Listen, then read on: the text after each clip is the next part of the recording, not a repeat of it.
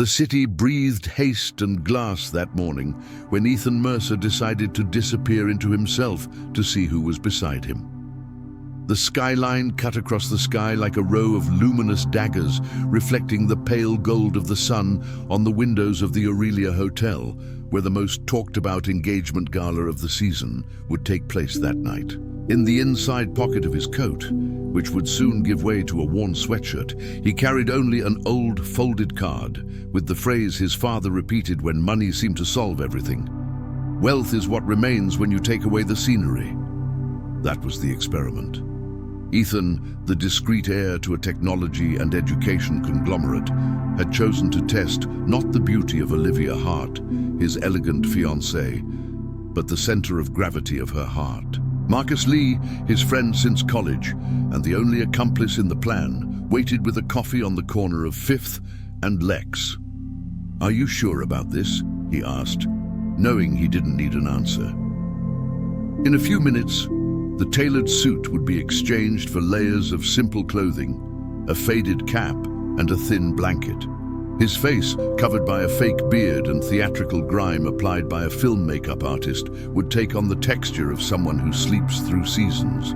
Ethan breathed in the biting late winter air, and for the first time in a long time, crossed the street without doors opening on their own. The piano in the Aurelia lobby played Claire de Lune. He didn't go in. He chose the cold step of a nearby cafe, held out a paper cup and an improvised sign. "Today, I only need respect." Somewhere above him, Olivia was checking details of flowers and lights with Victor Grant, the event planner, and had no idea that the eyes watching her from the sidewalk were those of the man she called my safe haven. Now covered by a shadow she would never choose to see. Before we delve into this amazing story, tell me which city and state you're watching from. Leave a comment, and I'll reply with gratitude. And while you're at it, subscribe to the channel, turn on notifications, and like this video. We want to share more stories like this. It was near noon that Olivia first came down. The street teemed with the hurried footsteps of executives, tourists with shiny shopping bags, and delivery men balancing the weight of the world on their backs. She appeared like a page torn from a magazine, nude trench coat, hair casually tied back, large glasses, her cell phone glued to her hand like a second wrist. Beside her, her childhood friend, Emily Foster, made hushed comments about the guest list and the donors table. Ethan, head down, observed details too small for someone who only notices shop windows. The rhythm of her breathing when the icy wind blew, the way her gaze scanned her surroundings in search of status, not people, and the gesture, almost imperceptible, of moving away when a real homeless man approached asking for a bottle of water. "Sorry, I can't right now," Olivia said, without looking at his face, like someone changing lanes in traffic. The man walked on. Ethan stayed. As she passed him, the scent of expensive perfume cut through the street like a comet. He raised his eyes just enough to be noticed without imposing himself. "Miss, could you tell me what time it is?" Olivia paused for a second, glanced at the clock face of her own conscience, and replied with an impatience that had the accent of privilege. "Buy a watch." Emily laughed, complicit in a courage that confuses security with height. "You shouldn't talk like that," tried the cafe maitre d' inside, invisible to the street, but the street hears everything. Ethan picked up his glass so no one would trip, thanked the waiter who discreetly handed him a bottle of water, and stood there, more to see, less to feel. At 2 in the afternoon, a colder wind swept across the avenue. Olivia went down again, now with Victor and 2 assistants adjusting the table palette on the tablet. She almost brushed her boot against Ethan's hand. He recoiled. "Careful," she said, as if warning a suitcase in the lobby. "You're blocking the way." That was the phrase, simple, clean, without profanity, and without apparent wounds, but with a steel wire running through it. Ethan appreciated the sincerity that hurt him. The experiment demanded it hurt. As the afternoon stretched and the lights of the Aurelia began to illuminate in layers, Marcus leaned his shoulder against the wall and whispered, "That's enough." Ethan didn't answer. There was one last turn of the screw he needed to see. The next block held a kind of unintentional theater that only big cities stage without a script. A black limousine parked in the crosswalk, drawing a disapproving glance from the traffic cop who knew who not to mess with. From the back door emerged Michael Hart, Olivia's stepfather, a businessman with a smile rehearsed for cameras and eyebrows, trained to say no without moving his mouth.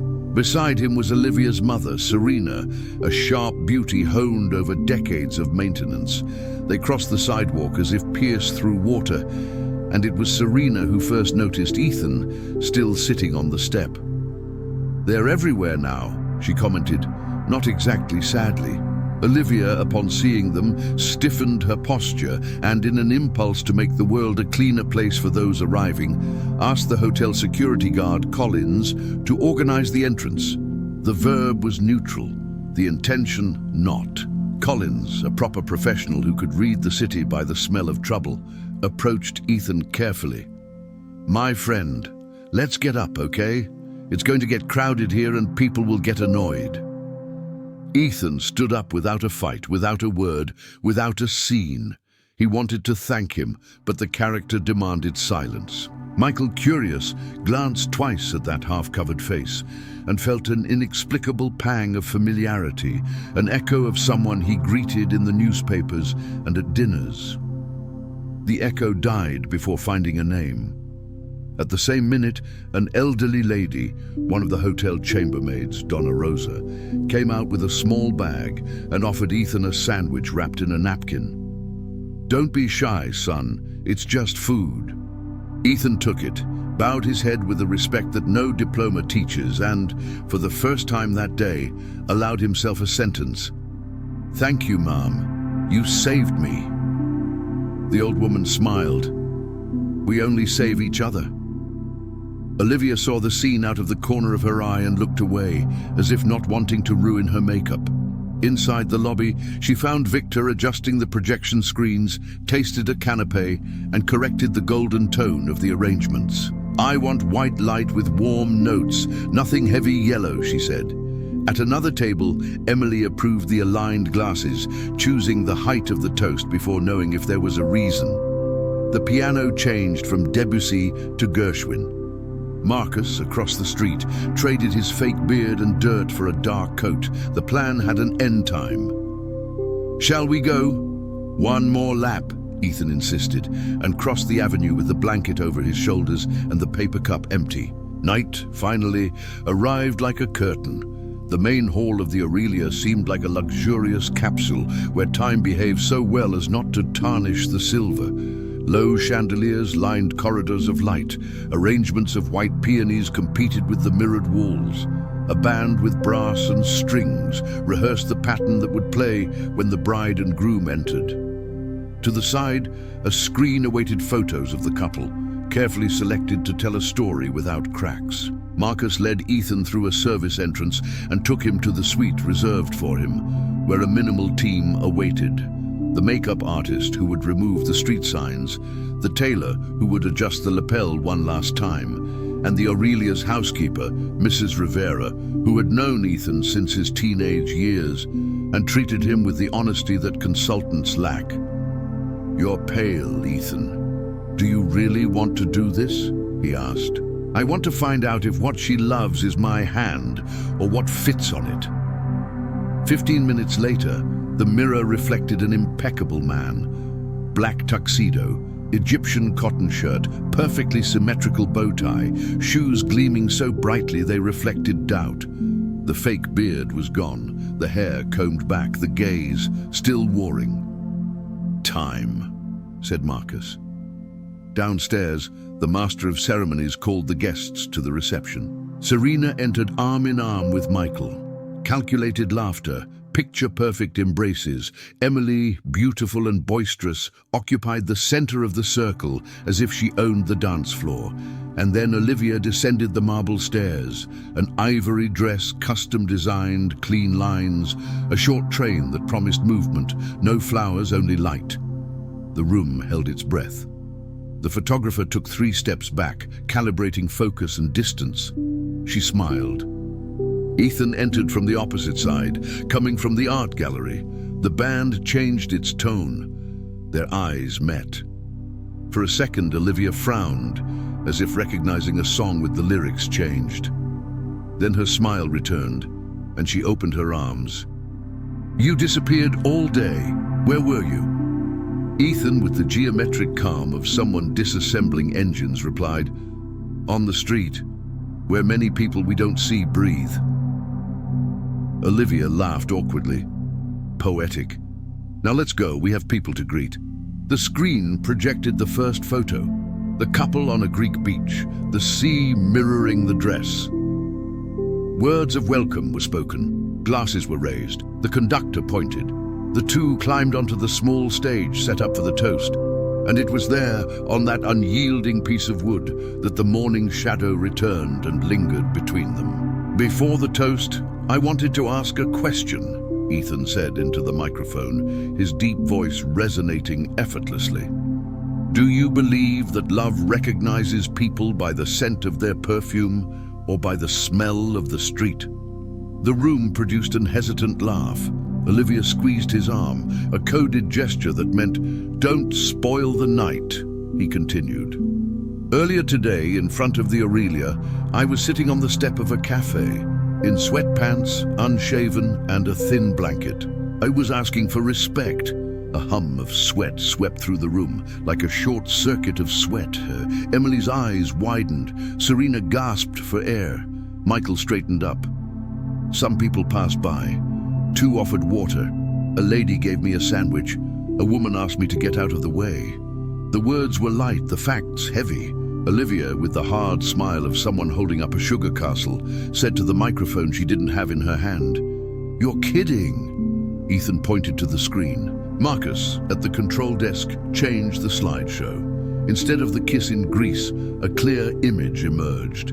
Ethan on the step, disguised, paper cup in hand, looking down. In the background, the door of the Aurelia. Then another. Olivia passing by him without looking, Emily laughing, the maître d' offering water from inside the window. The third photo showed Collins conversing with Ethan respectfully. "Marcus photographed you?" some exclaimed. "No, I asked a street photographer because I wanted to remember how I would feel." Olivia, pale, abandoned her smile and grasped the handle of tradition. "You tested me.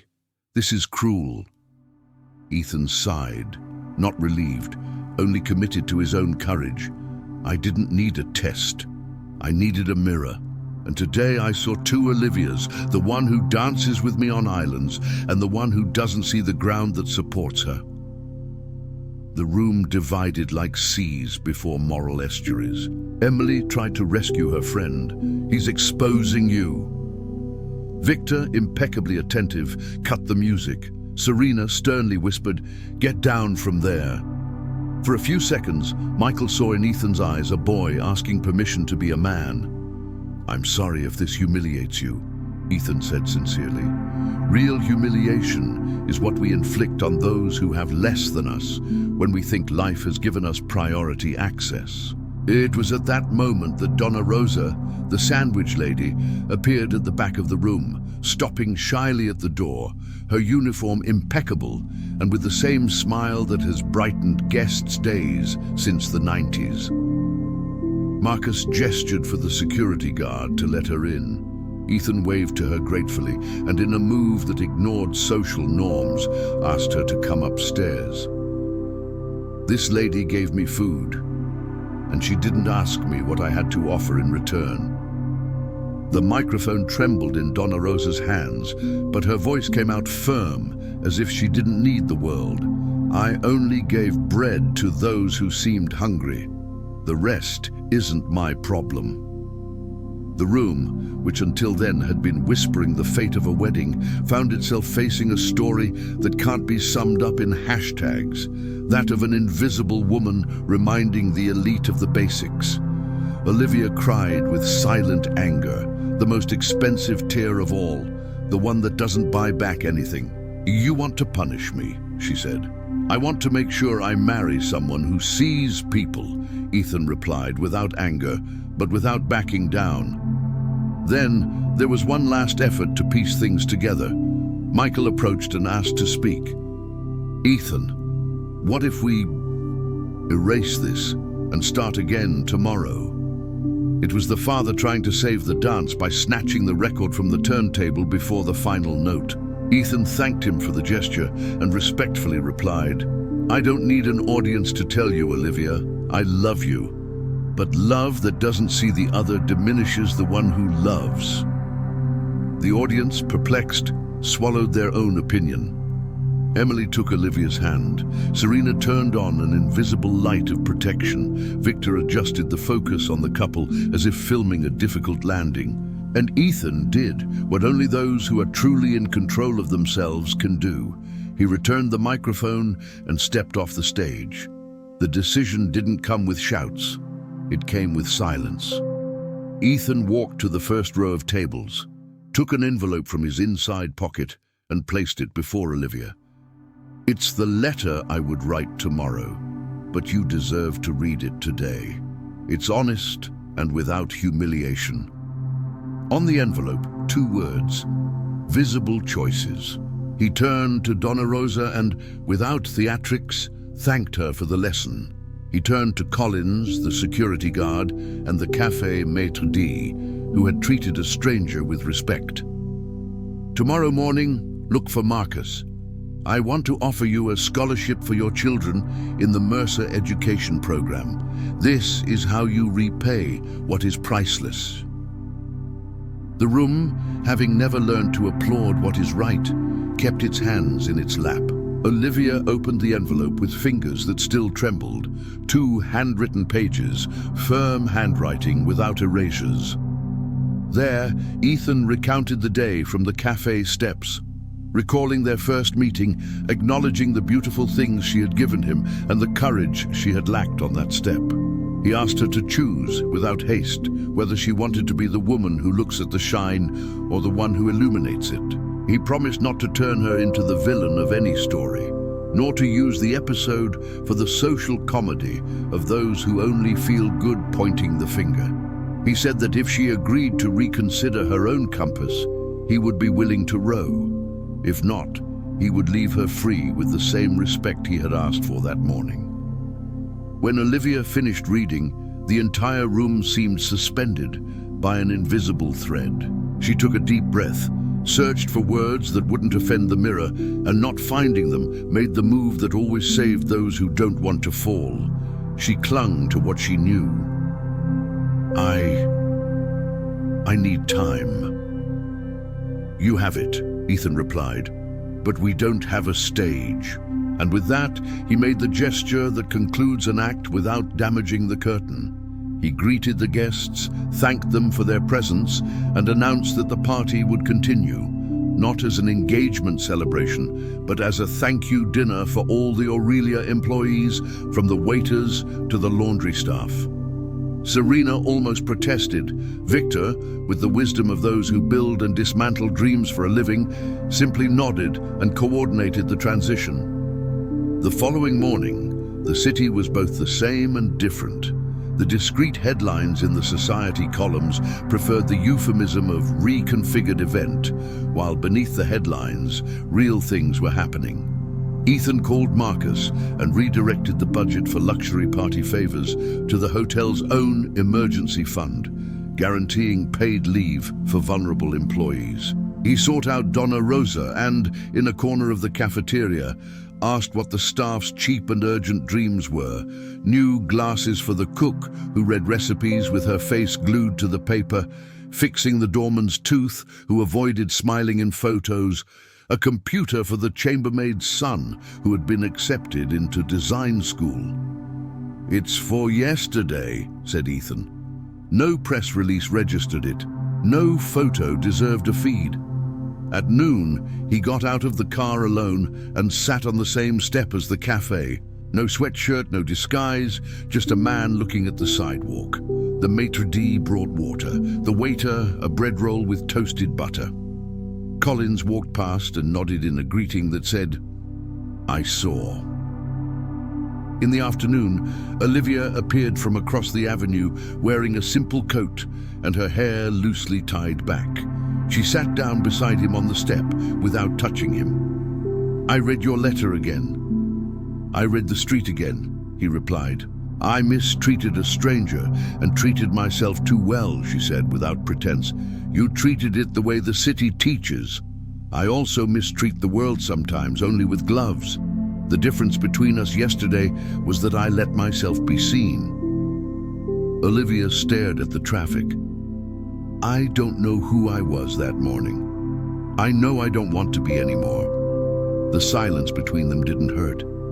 It was work. "Do you want to row?" she asked for the first time off stage. "I do, as long as we row in the same direction, to see people," he replied. Olivia nodded. "Then let me start today." She got up, crossed the street, went into the cafe and bought 2 hot meals. She went out, looked for 2 men sitting ahead, asked their names, listened to short stories, and handed them the plates with a smile that wasn't pity. It was presence. She came back and sat down again. "I'm not the heroine of your script, Ethan, but I can learn not to be the villain of my days." He smiled slightly. "Life isn't a movie, but we can choose the light." A month later, the guests received a simple off-white card, without gold, without coats of arms, without a plot twist. "Ethan and Olivia invite you to a family dinner. No wedding date, no public promises, just honest food, trio music, and a gift registry that donated money to shelters and scholarships." At the top, a phrase, "Before the toast comes the step." But those who went ate well, conversed even better, and returned home without headlines, but with a story that fit into their own lives, that of a man rich enough to undress and a woman beautiful enough to reshape her own way of looking. At Aurelia, the staff gained a bank of overtime hours and the right to say no to customers who insulted the staff. The maitre d' began offering water to those waiting outside without asking their names. Collins created an approach protocol that fit in a pocket next to the radio. Donna Rosa got new glasses and the habit of writing down her colleagues' dreams in a notebook. Marcus, the friend, consumed less skepticism and more hope. And the city, that creature that imitates people until they forget who they are, gained in that block a small chance to change the subject.